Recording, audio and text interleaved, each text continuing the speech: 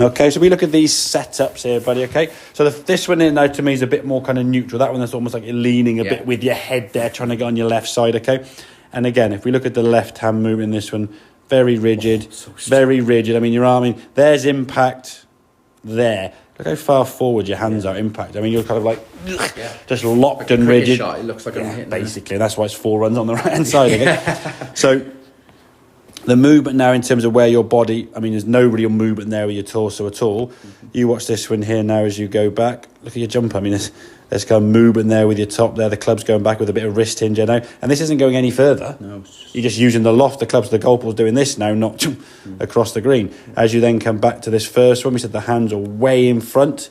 This one here now, because you were looser, you were softer, you're able to release the club back down to the golf ball. And there's your impact. Yeah. And look at that. So now everything's all matched up, lined up together. Whereas this one is like, hang on, move the frame, go back, there we go. Yeah, there you go. Yeah. So you got that angle there, and then that there. So you sort of like push forward, as you said, sort of cricket shot. And then when you went through the ball, all very rigid, arms sort of stiff and rigid.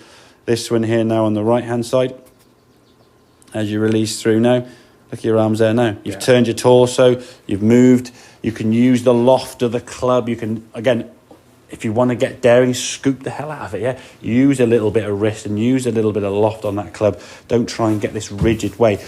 That was the reason why your 52 would work, because that's sort of like a very sort of hands forward, just bunt it forward, and there's not a lot that can go wrong. But when you've got something in the way, you need to get the ball up in the air. You need to use the loft of the golf. If you're just hitting it low and running, it doesn't go over anything, does it? Yeah. And then if you try to lift it up in the air, shrug your shoulders up, or whatever you were doing, the results, as you say, weren't going to be ideal. They tend to go flat across the green. So, practice some of these shots and just get used to seeing how high you can hit a golf ball. I mean, when you finish how the arms sort of pull into the sort of pocket there, it just looks a much smoother move. And if we actually just watch the sort of speed of the swing, there's almost like a looseness to the swing. Whereas this one here now is almost like a sort of wooden man, kind of rigid.